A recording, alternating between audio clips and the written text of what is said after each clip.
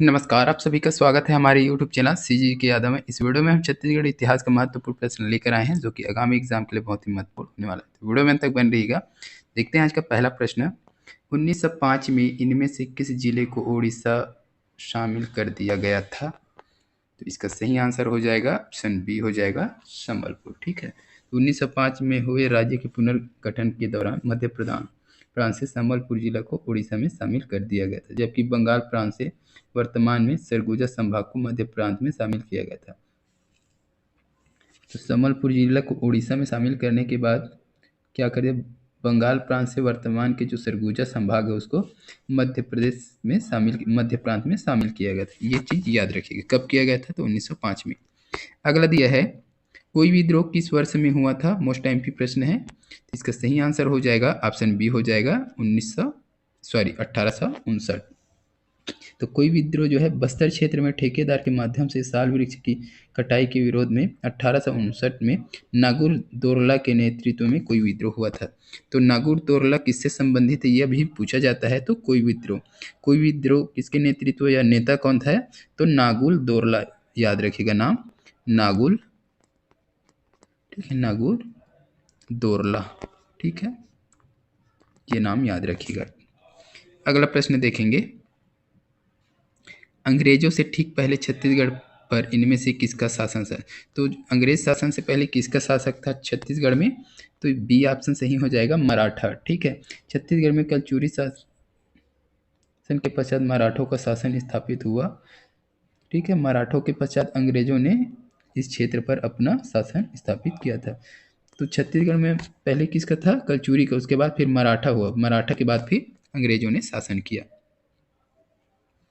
अगला प्रश्न दिया है, अब छत्तीसगढ़ कहे जाने वाले प्रदेश का प्राचीन नाम है। तो छत्तीसगढ़ का प्राचीन नाम क्या है ये बताना है।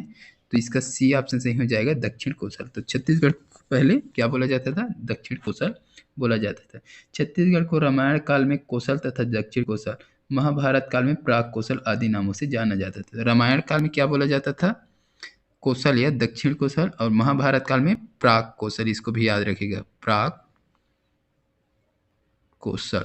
ठीक है, प्राग कोसल ये महाभारत काल में है, महाभारत, और रामायण काल में ये है। ठीक है, दक्षिण कोसल या कोसल, इतना याद रखिएगा। अगला प्रश्न दिया है, मुरिया विद्रोह किस वर्ष हुआ? मुरिया विद्रोह मोस्ट टाइम पी है, तो इसका ए ऑप्शन सही हो जाएगा 1876। मुरिया विद्रोह बस्तर क्षेत्र में 1854 से लेकर के 1876 तक की घटनाओं के फलस्वरूप झाड़ा सिरहा के नेतृत्व में 1876 में मुरिया विद्रोह किया गया।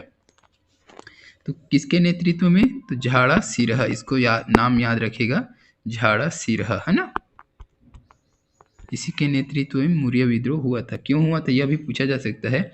तो बस्तर क्षेत्र में 1854 से लेकर के 1876 तक की घटनाओं के फलस्वरूप 1854, ठीक है, 1854 से 1876 तक घटनाओं के फलस्वरूप ये मुरिया विद्रोह हुआ था, जिसका नेतृत्व करता कौन था? तो झाड़ा सिरहा। अगला प्रश्न देखेंगे, लूटपाट और शोषण से मुक्त दुनिया की स्थापना के उद्देश्य से अबुझमाड़ियों द्वारा समर्थित विद्रोह है। तो इसका सही आंसर हो जाएगा ऑप्शन बी हो जाएगा परलकोट विद्रोह। तो अंग्रेजी सैनिक की उपस्थिति लूटपाट और शोषण के विरोध में 1825 में, कब? 1825 में गेंद सिंह के नेतृत्व में परलकोट विद्रोह हुआ। तो ये परलकोट विद्रोह जो हुआ है और किसके नेतृत्व में हुआ है? गेंद सिंह, इसको याद रखिएगा, गेंद सिंह। ठीक है, परलकोट विद्रोह, इस विद्रोह को स्थानीय अबुझमाड़िया आदिवासियों का समर्थन प्राप्त था। तो जो स्थानीय आदिवासी थे, अबुझमाड़िया थे, उसका समर्थन प्राप्त है। ठीक है, परलकोट विद्रोह को नेतृत्वकर्ता पूछेगा तो गेंद सिंह हो जाएगा। कब हुआ था? तो 1825 में, याद रखिएगा। ठीक है, अगला प्रश्न देख लेते हैं, मराठों ने छत्तीसगढ़ पर किस वर्ष आक्रमण किया? तो छत्तीसगढ़ पर मराठों ने कब आक्रमण किया है? तो इसका सही आंसर हो जाएगा ऑप्शन बी हो जाएगा 1741 में। तो मराठा शासक रघुजी प्रथम के सेनापति भास्कर पंत ने 1741 में रतनपुर पर आक्रमण किया। इस समय रघुनाथ सिंह यहाँ का शासक था। यह मराठा द्वारा छत्तीसगढ़ पर प्रथम आक्रमण था। ठीक है। तो प्रथम बार मराठों ने कहाँ आक्रमण किया था? रतनपुर पे आक्रमण किया था। किसने किया था? रघुजी प्रथम के सेनापति। ठीक है, रघुजी प्रथम के सेनापति कौन थे? भास्कर पंत। उसने 1741 में रतनपुर पर आक्रमण किया। उस समय रतनपुर में किसका शासन था? तो रघुनाथ सिंह यहाँ के शासक थे। रतनपुर के शासक कौन था? रघुनाथ सिंह थे। ठीक है, इसी समय मराठों ने पहली बार छत्तीसगढ़ में आक्रमण किए हैं। ठीक है, अगला प्रश्न देखेंगे, रायपुर की स्थापना किस कलचुरी राजा द्वारा किया गया? पिछले वीडियो में मैं बताया हूँ। ठीक है, तो रामचंद्र। ठीक है, तो रायपुर की स्थापना रामचंद्र ने किया है। क्यों किया था? ये अपने बेटे है ना, अपने पुत्र तो अपने बेटे था ब्रह्मदेव राय। ठीक है, ब्रह्मदेव राय के नाम पर रायपुर का नामकरण किया गया था। ठीक है, ब्रह्मदेव राय, ब्रह्मदेव राय के नाम पर रायपुर शहर का स्थापना किया गया था। कौन? रामचंद्र देव द्वारा। ठीक है, तो ये रामचंद्र देव कौन सा है? कलचुरी राजा है ना, इसको भी याद रखिएगा। अगला प्रश्न देखेंगे, छत्तीसगढ़ में 1857 में किसने प्रथम स्वतंत्रता संग्राम का नेतृत्व किया था और उस क्षेत्र का पहला शहीद बना? ये सभी को पता चल गया होगा है ना, वीर नारायण सिंह है जो प्रथम स्वतंत्रता संग्राम का नेतृत्व किया था और पहला शहीद बन गया छत्तीसगढ़ का। ठीक है, तो 1857, ठीक है, 1857 की क्रांति के दौरान सोना खान के जमींदार कौन? वीर नारायण सिंह। तो वीर नारायण सिंह कहाँ के जमींदार थे? ऐसा भी प्रश्न पूछा जाता है, तो सोना खान के जमींदार थे। इन्होंने अंग्रेजों के विरुद्ध विद्रोह कर दिया। अंग्रेजों ने उन्हें गिरफ्तार कर 10 दिसंबर 1857 को फांसी दे दी। तो इसको फांसी कब दिया गया यह भी पूछा जाता है, तो 10 दिसंबर 1857 को फांसी दे दी गई। वीर नारायण सिंह 1857 की क्रांति के दौरान शहीद होने वाले छत्तीसगढ़ के प्रथम व्यक्ति थे। ठीक है, अगला प्रश्न है, 1867 में किस बस्तर राज्य के दीवान नियुक्त किया गया? तो 1867 में किसे बस्तर राज्य का दीवान नियुक्त किया गया था जो जनजाति लोगों के शोषण के लिए कुख्यात है ना, कुख्यात। तो इसका सही आंसर क्या हो जाएगा? ऑप्शन डी हो जाएगा, गोपीनाथ कपारदास। गोपीनाथ कपारदास। ठीक है, तो 1867 में गोपीनाथ कपारदास को बस्तर का क्या किया गया? दीवान नियुक्त किया गया। यह जनजाति लोगों के शोषण के लिए कुख्यात था। ठीक है, तथा 1876 में हुए मुड़िया विद्रोह का एक प्रमुख कारण भी था। तो जो 1876 में मुड़िया विद्रोह हुआ था तो इसी के कारण हुआ था, ये माना जाता है। ठीक है, इतना याद रखिएगा।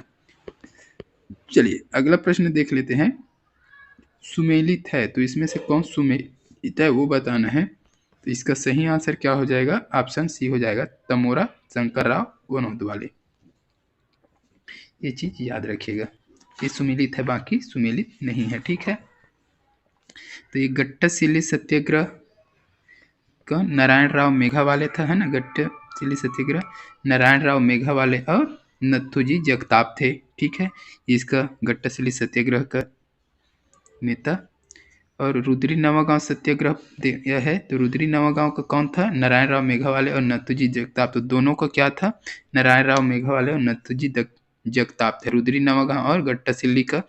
ठीक है, तमोरा सत्याग्रह शंकरराव गनोदवाले हो जाएगा इसका। ठीक है, शंकरराव गनोदवाले और यति यतनलाल शामिल थे, है ना, शंकरराव गनोदवाले और यति यतनलाल हो जाएगा। ठीक है, मोहबना सत्याग्रह भी दिया है, मोहबना। तो मोहबना का कौन था? तो नरसिंह अग्रवाल थे। ठीक है, कब हुआ था?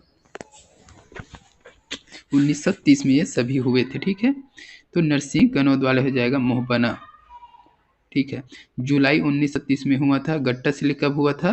तो 1930 में। रुद्री नवागांव अगस्त 1930 और तमोरा जो है सितंबर 1930।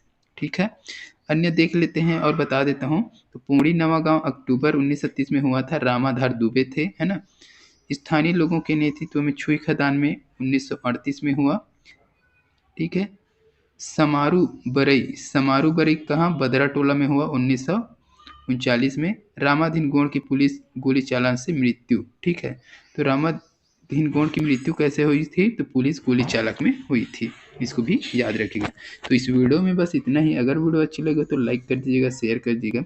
इसी प्रकार की वीडियो के लिए चैनल में बने रहिए। जल्द मिलते हैं अगले वीडियो के साथ। तब तक के लिए वंदे मातरम। जय हिंद, जय छत्तीसगढ़।